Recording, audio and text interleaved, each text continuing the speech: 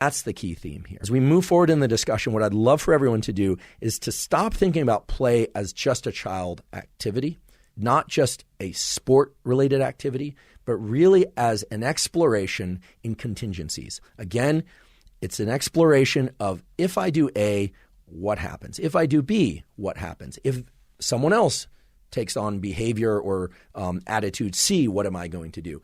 And play is really where we can expand our catalog of potential outcomes.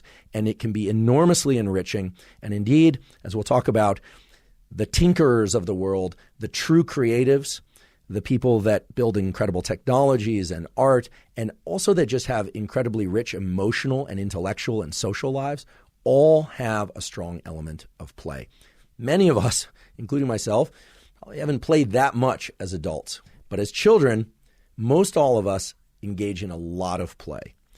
And in looking at the way that very young children, and especially toddlers, play, we can learn a lot because it reveals the fundamental rules by which the toddler brain interacts with the world. Now, there are hundreds of different types of play and hundreds of different types of contingency testing.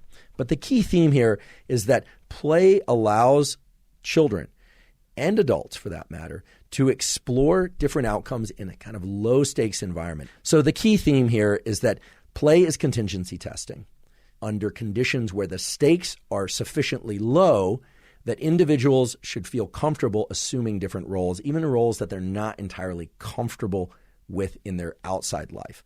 And that all relates, again, to the release of these endogenous opioids in this brain center, periaqueductal gray, and the way that it allows the prefrontal cortex in a very direct way. I mean, it allows it in a biological way to expand the number of operations that it can run and start thinking about, oh, well, okay, normally I'm kind of a loner and I like to read and work and hang out alone, maybe even play alone. But, okay, I'll play a board game or a game of tennis where I have a partner and we're going to play as partners against two other people. Okay, that's a little uncomfortable, but I'll do it.